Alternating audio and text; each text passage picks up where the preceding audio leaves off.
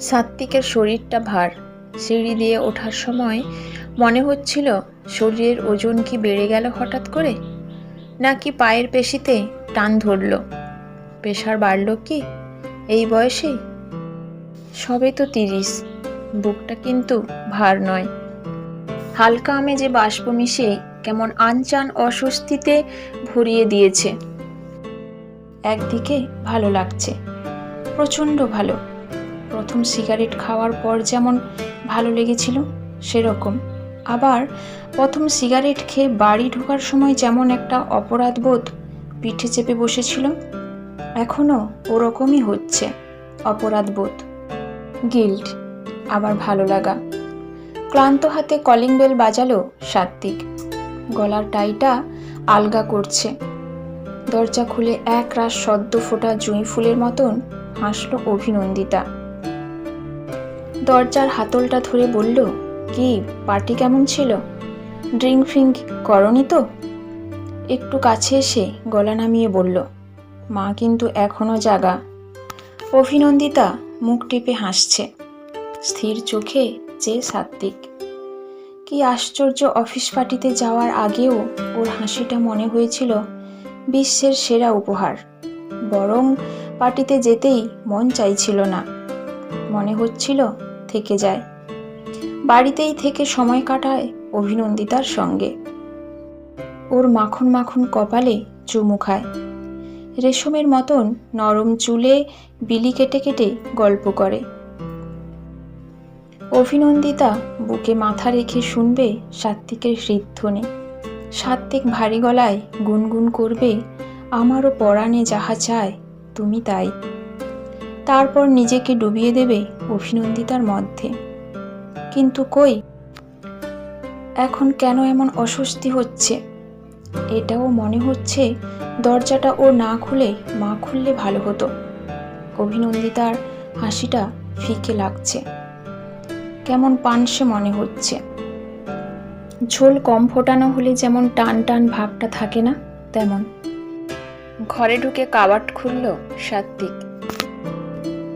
ঘরে পরার ট্রাউজার আর টি শার্টটা কাঁধে চাপিয়ে বাথরুমে ঢুকতে যাবে অভিনন্দিতা বলল, কি হলো, অমন মুখ ভার করে রইলে যে? পার্টিতে কি কিছু হয়েছে? না। না বলতে গিয়ে যে গলাটা অস্বাভাবিকভাবে এতটা গম্ভীর হয়ে যাবে তা বুঝতে পারিনি। নিজের গলার স্বরে নিজেই একটু অপ্রস্তুতে পড়ল। বাথরুমে ঢুকে গেল সাত্ত্বিক। যদিও প্যান্ট আর কোটটা ছেড়ে তোয়ালে পরেই ঢুকেছিল বাথরুমে। টি শার্ট গলাবার পর মনে হলো একটা শাওয়ার নিলে কেমন হয়। গিজারটা অন করলো। টি শার্ট খুলে দাঁড়ালো শাওয়ারের তলায়। ডিসেম্বর চলছে। শীতে রাতে স্নান করে না সাত্ত্বিক, আজ করছে। হয়তো অভিনন্দিতা জানতে চাইবে কেন স্নান করলো। সাত্ত্বিক কি বলবে ভেবে পেল না। স্নান করতে ইচ্ছে করলো, কারণ খুব ক্লান্ত লাগছে।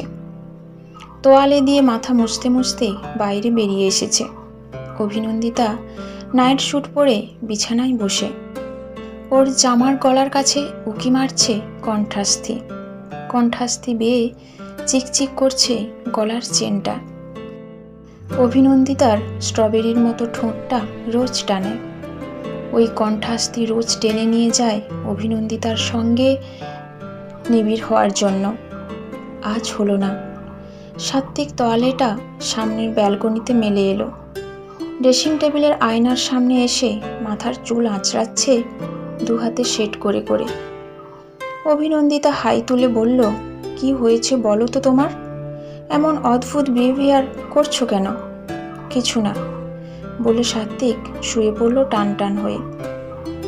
বেড সুইচ বন্ধ করে অভিনন্দিতা কাছে এসে শুলো, রোজ দিনের চেয়ে একটু বেশি ঘন হয়ে। ওর ফর্সা তেলতেলে হাত, ডান হাতটা সাত্ত্বিকের বুকের কাছে। সাত্ত্বিকের ভালো লাগছিল না, দম বন্ধ লাগছিল।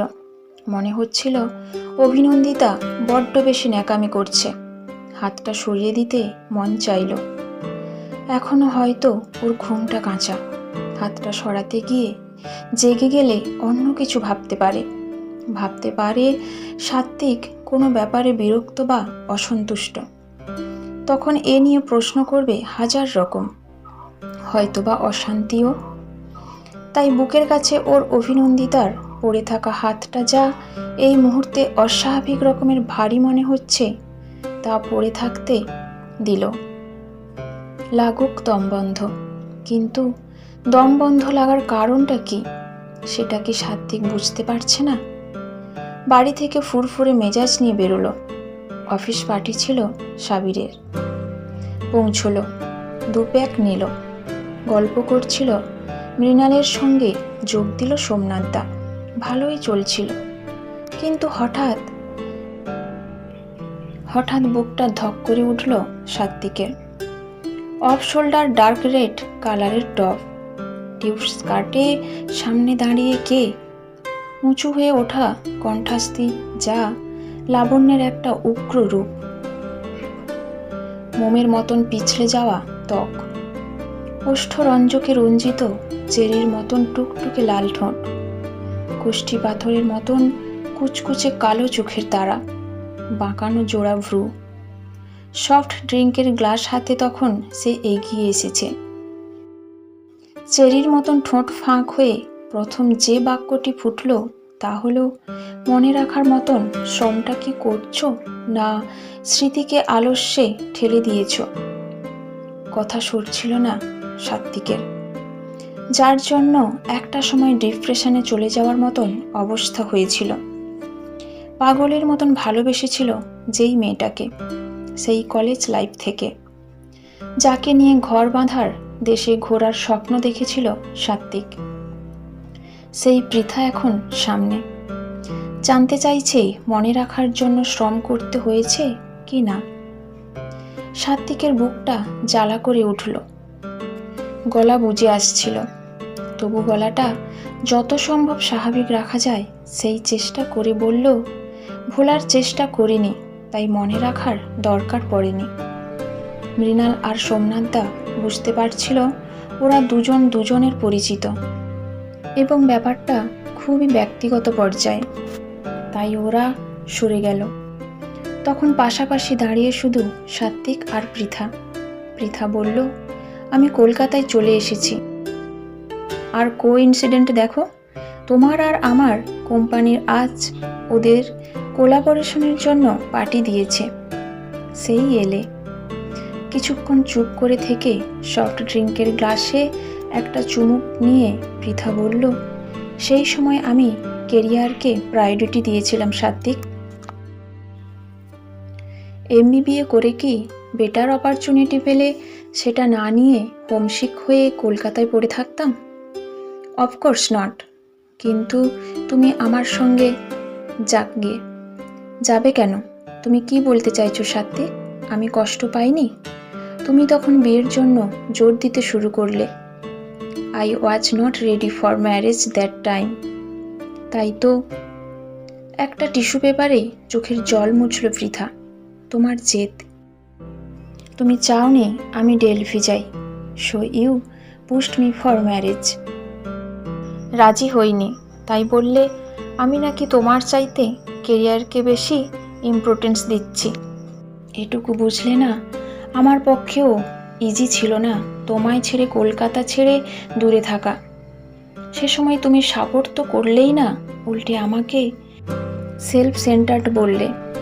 মাথা নিচু করে থেকে সাত্ত্বিক আসতে বলল, আমি তোমাকে কাছে রাখতে চেয়েছিলাম পৃথা। আমি চাইনি তুমি ডেলভিতে সেটেল হও। আমার বাড়ি ঘর, আমার মা কলকাতায়। আমার পক্ষে কলকাতা ছেড়ে ডেলভিতে সেটেল হওয়া সম্ভব ছিল না। তাই বলেছিলাম তুমি কলকাতাতেই জব নিয়ে সেটেল হওয়ার কথা ভাবো। কিন্তু তুমি তখন। হঠাৎ কেঁদে ফেলল পৃথা। ওর নরম শরীরটা ফুলে ফুলে উঠছিল।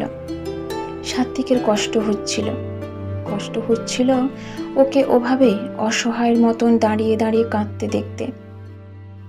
আস্তে পৃথার কাঁধে হাত রাখতে পৃথা বুকে মুখ গুঁজে কেঁদে চলল।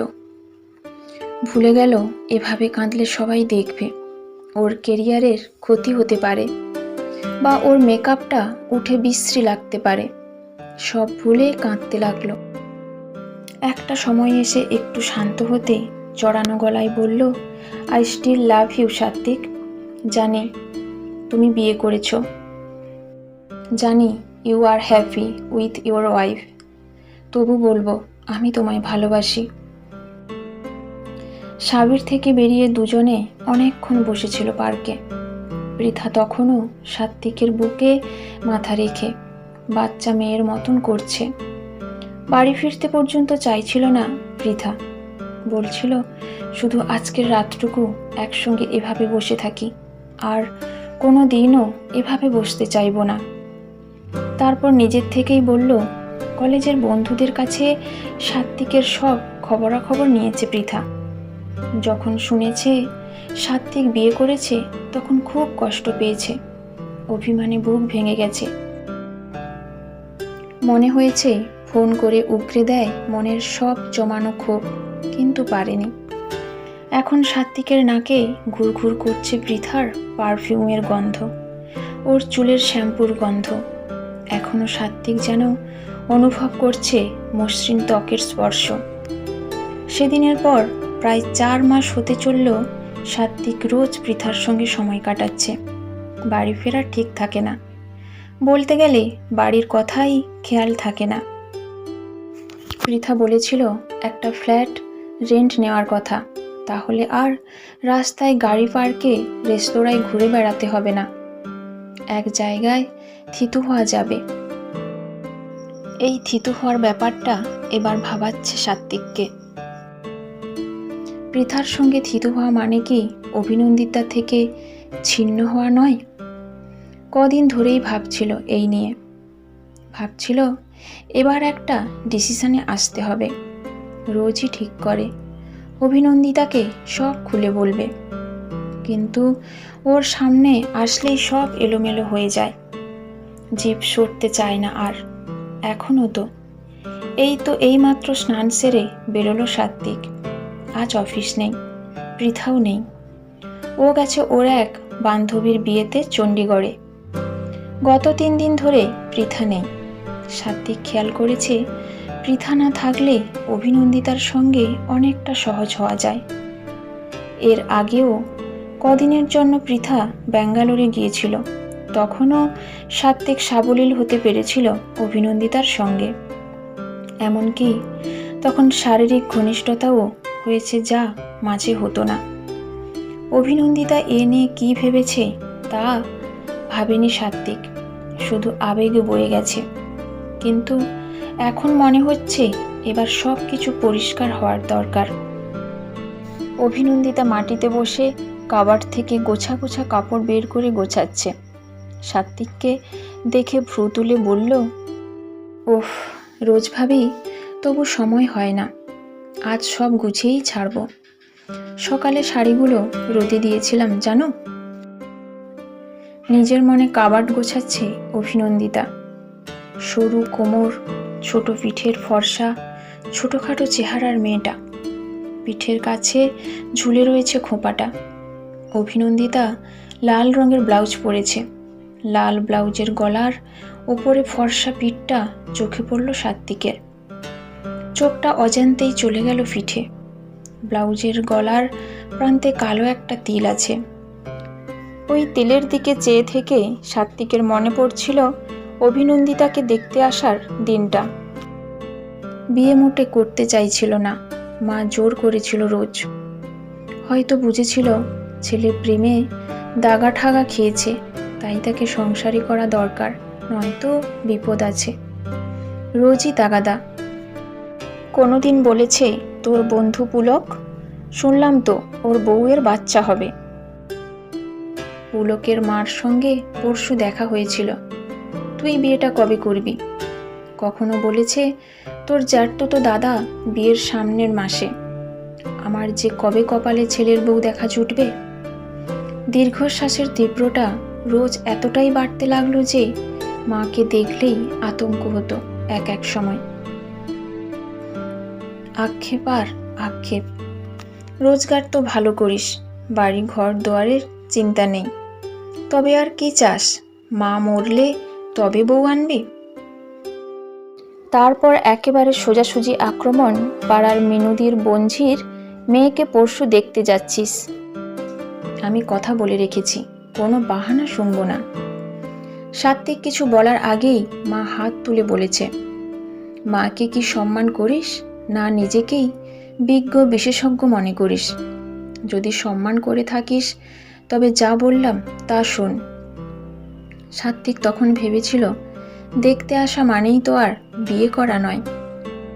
মেয়ে দেখে বাড়ি ফিরে বলবে মেয়ে পছন্দ হয়নি, পছন্দ করবে না বলে মন স্থির করে গেলেও সেই সিদ্ধান্তে স্থির থাকতে কিন্তু পারল না সাত্বিক।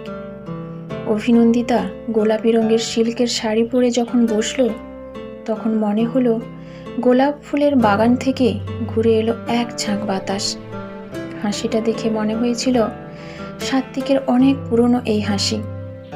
সাত্বিক ঠিক করে গিয়েছিল চুপ করে বসে থাকবে, কোনো কথা জিজ্ঞেস করবে না। কিন্তু আর চুপ করে থাকতে পারল না সাত্বিক। এক ফালি হেসে জিজ্ঞেস করলো, আপনার গান ভালো লাগে?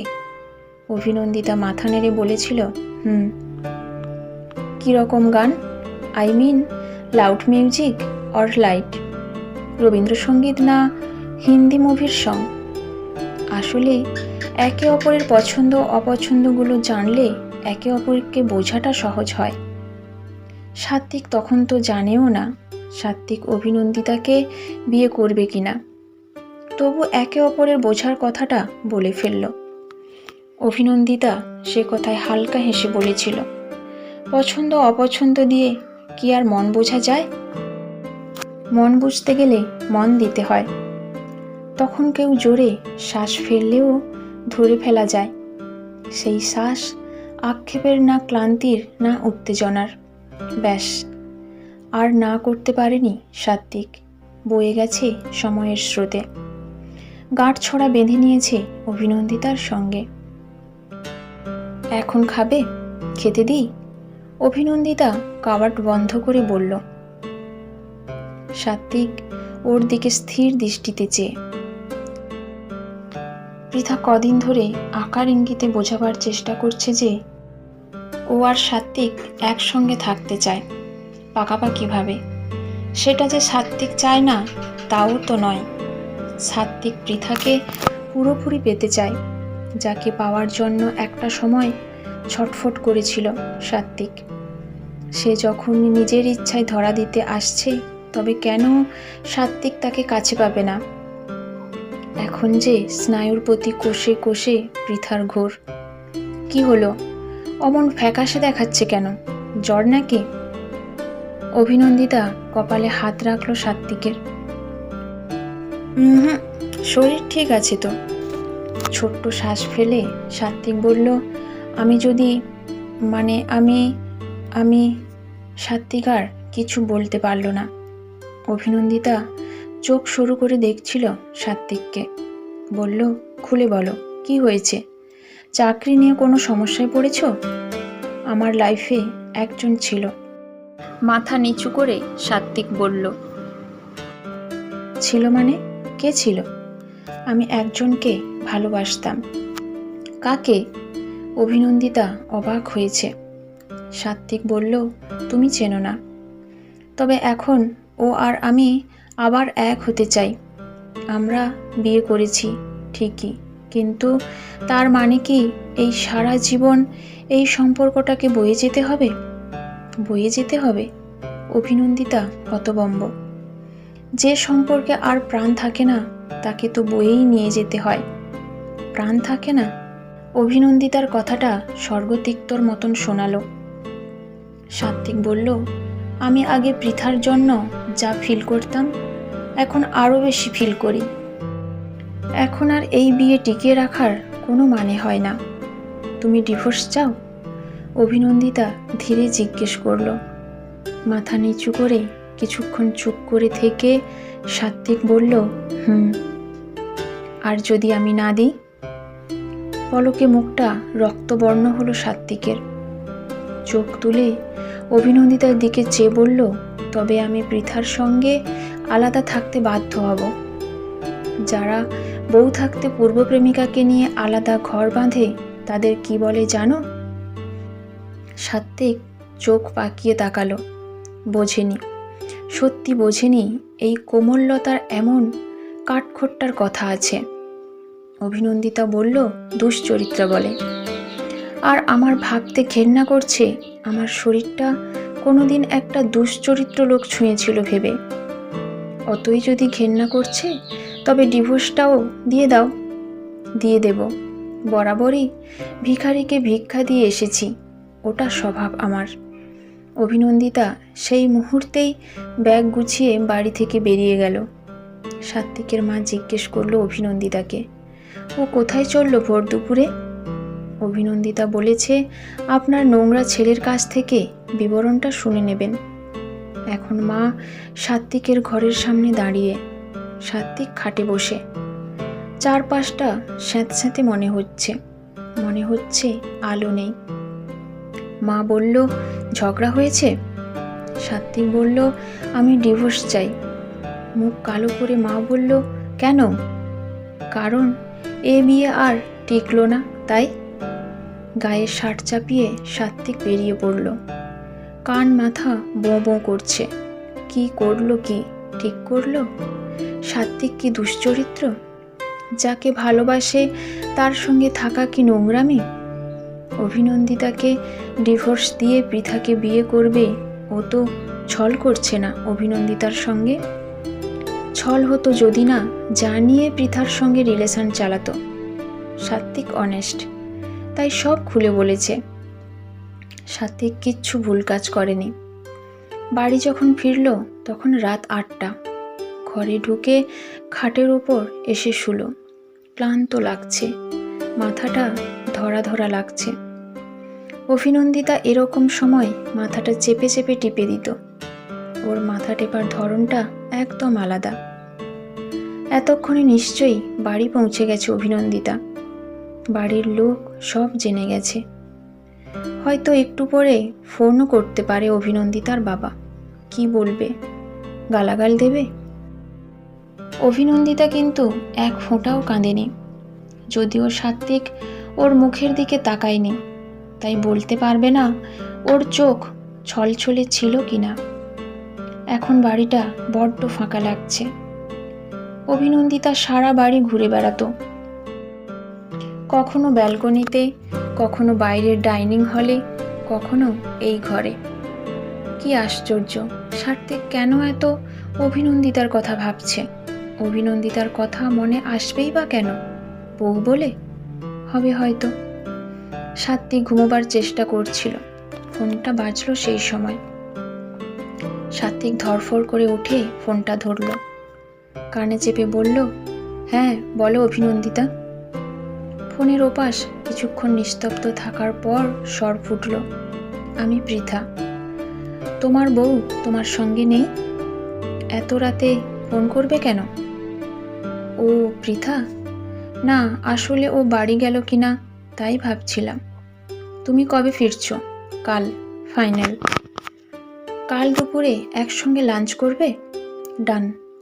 আমাদের পুরনো আড্ডায় তবে, ওকে। ফোন রেখে দিল সাত্ত্বিক। চোখ বুঝলো আবার, কিন্তু ঘুম এলো না। বারবার অভিনন্দিতার ব্লাউজের গোল গলার কাছের তিলটা চোখে ভাসছে। কেন? বউ বলে কি? হয়তো তাই হবে। লাঞ্চে পৃথা চিকেন মাঞ্চুরিয়ান আর চাইনিজ ফ্রাইড রাইস অর্ডার করেছিল। পৃথা খাচ্ছে। সাত্ত্বিকের খিদে নেই। পৃথা রাইস মুখে পুরল চামচে করে। চিবোতে চিবোতে বলল, কি হলো, খাচ্ছ না যে? খিদে নেই? খেলেই খিদে বাড়বে। এক চামচ রাইস মুখের সামনে তুলে ধরল পৃথা। সাত্ত্বিকের বিরক্ত লাগলো। মনে হলো পৃথা বড্ড বেশি বাড়াবাড়ি করছে। এখন কি কলেজ স্টুডেন্ট যে রেস্তোরাঁয় বসে একে অপরকে খাওয়াবে? বিরক্তকর অ্যাটিটিউড। চিপও। অভিনন্দিতা হলে হয়তোবা জিজ্ঞেস করত, শরীর খারাপ? কিন্তু অভিনন্দিতা ফোন করলো না কেন? ওর বাড়ি থেকেও কেন ফোন এলো না একটা? ও কি তবে ঠিকভাবে বাড়ি পৌঁছায়নি? কোথায় গেল তবে মেয়েটা? হারিয়ে গেল? ঘামতে শুরু করলো সাত্বিক। শরীরটা অস্থির অস্থির করছে। পৃথা মুখের সামনে তুড়ি মেরে বলল, কি ভাবছো বলো তো তখন থেকে? সাত্বিক উঠে এলো চেয়ার ছেড়ে, উঠে রেস্তোরাঁর বাইরে এলো। মোবাইলে অভিনন্দিতার নাম্বারটা আঙুল ছোঁয়ালো। বাজছে বাজছে। বেশ কিছুক্ষণ পর ফোনটা ধরল। ফোনের ওপাশেই অভিনন্দিতা গম্ভীরভাবে বলল, হ্যালো। সাত্বিক আসতে বলল, কি করছিলে? কেন? কিছুক্ষণ চুপ করে থেকে সাত্বিক বলল, না মানে বলছিলাম ফিরছো কবে? কেন? কিছুক্ষণ চুপ করে থেকে সাত্বিক বলল, না মানে বলছিলাম ফিরছো কবে? কি বলছো কি আবোল তাবোল? সাত্বিক জোর করে বোকার মতন হেসে বলল, কি? কেমন কেমন বোকা বানলে? আমাকে সেদিন বলেছিলে না আমি কোনোদিন অ্যাক্টিং করতে পারতাম না, তাই ভাগ্য ভালো টলিউডে নিজের ভাগ্য যাচাই করতে যাইনি। কি? এবার বলো, তুমি অ্যাক্টিং করছিলে? তুমি কি পাগল? পাগল কেন হব? তুমি তো ধরতে পারলে না। রেগে গেলে তো চলে, বুঝতে তো পারলে না যে আমি অভিনয় করছি। আমারও যে একবার সন্দেহ হয়নি তা নয়, তাই আমি এখনো বাড়িতে কিছু বলিনি। তুমি সত্যি পাগল ছেলে একটা। আচ্ছা, আমি যদি বিশ্বাস করে বাড়িতে বলতাম, লোক জানাজানি হয়ে কি বিশ্রী ব্যাপার হতো বলো তো? তোমার মাথায় কিচ্ছু নেই। তা নয় নেই, কিন্তু তুমি যে বলেছিলে মন দিলে মন বোঝা যায়, তবে ভুল বুঝে বসে রইলে কি করে? বলেছিলে যে মনের মানুষটার জোরে শ্বাস ফেলার ভাষাও বোঝা যায়। যাই তো, যায়। বলতে গিয়ে সামান্য গলাটা কেঁপে গেল সাত্বিকের। অভিনন্দিতা বলল, কেন তোমার সন্দেহ আছে? বলো দেখি এখন আমার মন কি বলছে? বলছে অভিনন্দিতা অভিনন্দিতা। অভিনন্দিতা হাসছে খিলখিলিয়ে। সাত্বিক ফোন রেখে আবার রেস্তোরাঁয় ফিরে এলো। ওয়েটার বিল দিয়ে গেছে। সাত্বিক ওয়ালেট বের করতে পৃথা বলল, আমি পে করব। এমনিতেও তুমি কিছুই খাওনি। পৃথাকে বাধা দিয়ে সাত্বিক বলল, না, বিলটা আমিই মিটিয়ে দিই শেষবারের মতন। টাকাগুলো টেবিলে রাখলো সাত্বিক। পৃথা ভ্রু কুঁচকিয়ে তাকিয়ে। সাত্বিক হেসে বলল, এখানেই থামা ভালো পৃথা। আমার ফিউচার বাড়িতে অপেক্ষা করছে। পাস্টকে জোর করে টানলেই কি তাকে ফিউচারে বদলে ফেলা যায়? চেয়ার ছেড়ে উঠে পড়ে সাত্বিক বলল, বাই পৃথা। তোমার সুন্দর সুখের ভবিষ্যতের প্রার্থনা করি। পিছন ফিরে আর একটিবারের জন্যও না তাকিয়ে সাত্বিক সোজা হাঁটা দিল। গত 6 মাস ধরে মেজাজটায় ঘুণ ধরেছিল। সাত্বিক যেন হারিয়ে ফেলেছিল নিজেকে। এখন বেশ লাগছে, বলতে গেলে ফ্রেশ লাগছে। চোখের সামনে ভেসে উঠল লাল ব্লাউজের গলার কাছের কালো তিলটা। ওই তিলটাই কি কে জানে